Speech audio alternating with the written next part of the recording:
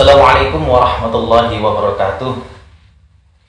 Mari kita melanjutkan kajian kitab Al-Arba'in An-Nawawiyah. Al-Arba'in An-Nawawiyah, hadis ke-8. Bismillahirrahmanirrahim. Qala al-muallifu rahimahullahu ta'ala wa nafa'ana bihi wa a'adda alaina min barakatihi fid dharaini amin. Bismillahirrahmanirrahim. Al-hadisu as-saminu ay hadza al-hadisu as-saminu. Al-hadisu utawi iki iku hadis as-saminu kang kaping 8. An Ibnu Umar radhiyallahu taala anhuma. Cinarita saking Ibnu Umar radhiyallahu taala anhuma. Anna Rasulullah sallallahu alaihi wa alihi wasallam. Temen setuhune Rasulullah sallallahu alaihi wa alihi wasallam iku qala dawuh sapa Kanjeng Nabi. Iku qala dawuh sapa Kanjeng Nabi. Dawuh kepripun? Umirtu dan perintah sapa ingsun. Umirtu dan perintah sapa ingsun. An uqatilan nasa. An uqatila ing yen to merangi sapa ingsun. An uqatila ing yen to merangi sapa ingsun. An nasa ing menungso. An nasa ing menungso. Hatta yashhadu sehingga nakseni sapa annas. Hatta yashhadu sehingga nakseni sapa annas an ing temen setuhne kelakuan iku la ilaha ora ana pangeran kang wajib den sembah kelawan hak iku maujud. La ilaha ora ana pangeran kang wajib den sembah kelawan hak iku maujud illallahu angin Gusti Allah. Illallahu angin Gusti Allah. Wa anna Muhammadan lan temen setuhune Kanjeng Nabi Muhammad. Wa anna Muhammadan lan temen setuhune Kanjeng Nabi Muhammad sallallahu alaihi wasallam iku Rasulullah utusane Gusti Allah. Iku Rasulullah utusane Gusti Allah. Wa yuqimu lan nglakoni sapa annas. Wa yuqimu lan nglakoni ngedekaken sami mawon. Ana sing maknane nglakoni, ana sing maknane ngedekaken, mendirikan, melaksanakan. Nglakoni sapa annas as-sholata ing salat. Wa yu'tu lan paring sapa annas. Wa yu'tu lan paring aweh sami mawon sapa annas az-zakata ing zakat. Fa idza fa'alu mongko ing dalem nalikane nglakoni sapa annas. Fa idza fa'alu mongko ing dalem nalikane wis nglakoni sapa annas zalika ing mengkono yashhadu an la ilaha illallah ila akhirih. Zalika ing mengkono yashhadu an la ilaha illallah ila akhirih. Asyamu mongko padha ngreksa sapa annas. Asyamu mongko padha ngreksa sapa annas minni saking ingsun. Minni saking ingsun dima'ahum ing pira-pira getihe annas. Dima'ahum ing pira-pira getihe annas. Wa amwalahum lan pira-pira bandane annas. Wa amwalahum lan pira-pira bandane annas. Illa bihaqqil islami. Illa bihaqqil islami angin kelawan hake agama Islam. Angin kelawan hake agama Islam. Wa hisabuhum utawi ngelanjrate annas.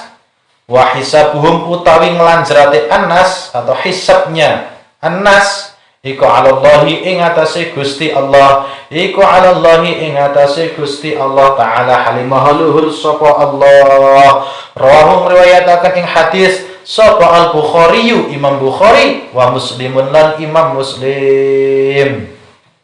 Hadis ke-8 ini menjelaskan bahwasanya Rasulullah Shallallahu Alaihi Wasallam telah bersabda bahwasanya saya diperintahkan untuk memerangi manusia. Manusia apa? Manusia siapa? Di dalam kitab Syarah Taftazani dijelaskan bahwa manusia yang dimaksud di sini adalah Ubdatul Ausan. Arada Ubdatul Ausan. Yang dikehendaki adalah orang-orang yang menyembah berhala. Karena pada saat Rasulullah diutus menjadi nabi, masih banyak penduduk Arab yang menyembah berhala. Jadi Rasulullah diperintahkan untuk memerangi orang-orang yang menyembah berhala tersebut hatta yashhadu, sehingga mereka mau bersaksi, meyakini bahwa sesungguhnya tidak ada Tuhan selain Allah, dan sesungguhnya Nabi Muhammad adalah utusan Allah. Akan tetapi hadis ini tidak bisa serta-merta kita terapkan di Indonesia. Ketika ada orang non-muslim sedang beribadah kepada Tuhan mereka, lantas kita memerangi mereka, kita memusuhi mereka, tidak seperti itu. Artinya Rasulullah memerangi orang-orang Arab yang menyembah berhala dengan cara berdakwah. Kalau mereka angkat senjata, Rasulullah juga angkat senjata. Seperti itu. Sehingga tidak diperbolehkan, tidak dilegalkan orang hidup di Indonesia lantas memerangi orang-orang non-muslim tanpa alasan, tanpa penyebab yang bisa dibenarkan.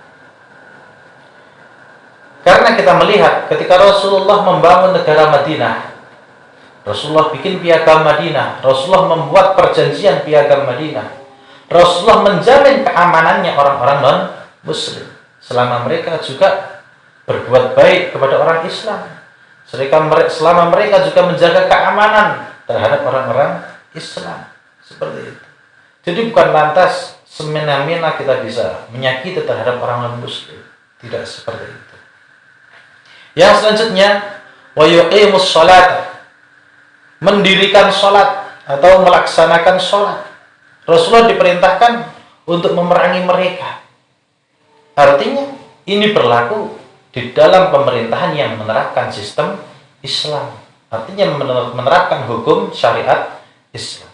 Sedangkan negara kita negara demokrasi yang dibebaskan untuk menjalankan agamanya sesuai dengan kepercayaan masing-masing. Sehingga bukan ranah kita untuk menghakimi orang yang tidak melaksanakan sholat. Maka kewajiban kita terhadap orang yang tidak melaksanakan sholat adalah mengingatkannya, menegurnya, kemudian menyuruhnya untuk melaksanakan sholat kembali. Yang selanjutnya yaitu wa yu'tuz zakah. Rasulullah memerangi orang-orang yang tidak mau membayar zakat. Dan ini juga terjadi pada era Abu Bakar As-Siddiq radhiyallahu anhu, karena banyak sekali orang-orang yang tidak mau membayar zakat, sehingga terpaksa Abu Bakar turun tangan. Mengapa? Karena di negara tersebut yang dijalankan adalah syariat Islam. Kemudian Rasulullah bersabda, fa idza fa'alu dzalika ashamu minni. Ketika mereka sudah melakukan semua itu, maka mereka telah menjaga diri mereka dari saya.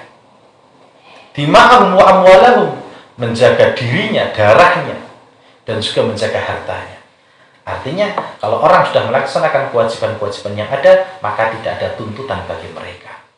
Illa bihaqqil Islam, kecuali dengan hak Islam. Maksudnya, ketika mereka melanggar aturan Islam yang menuntut mereka untuk mendapatkan hukuman, entah itu berkaitan dengan dirinya, jiwanya, maupun hartanya. Seperti contoh pemberontak, seperti contoh perampok, seperti contoh orang yang membunuh kepada orang lain yang tidak punya salah, artinya tidak ada alasan yang dibenarkan. Maka kalau orang-orang melakukan itu akan terkena hukum qisas. Begitu juga ketika menyakiti, memotong tangan orang lain tanpa alasan yang dibenarkan, seperti itu. Wa hisabuhum 'ala Allah Ta'ala. Nah, hisabnya ini akan kita kembalikan kepada Allah Subhanahu wa Ta'ala. Artinya apa?